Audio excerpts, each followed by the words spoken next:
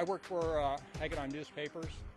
I'm director of advertising for the Hagedon Newspapers in North Idaho. I came here from Oregon. I spent most of my life in Oregon and moved to Coeur d'Alene about 16 years ago. Find out that you won?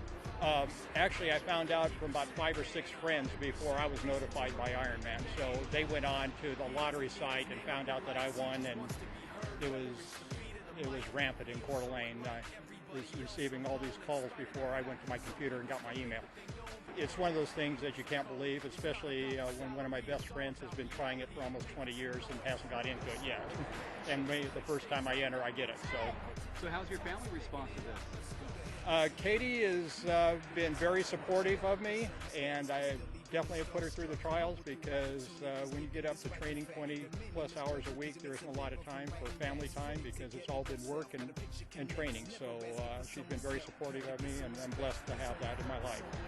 I did my first Ironman when I was 58, which was my first triathlon, which was Coeur d'Alene, and I didn't finish that race because I missed a timeout at 9 o'clock for the run cutoff. I got there at 9:05, something I didn't have in my plans.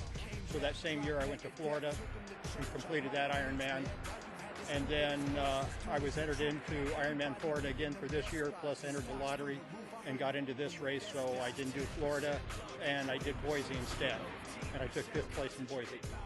How do you become a triathlete at 58 years old? Well, I donated a kidney 6 years ago, and when you donate a kidney, one thing I didn't realize about the procedure is you lose a lot of energy. So after losing that energy, I was, put on too much weight. I wasn't exercising. I wasn't doing anything but being pretty much so a professional couch potato. And I met Scott Rigsby at Ironman Coeur d'Alene when I was a volunteer. And I thought, if Scott can do this, and he inspired me. And that year I signed up, and the rest is history.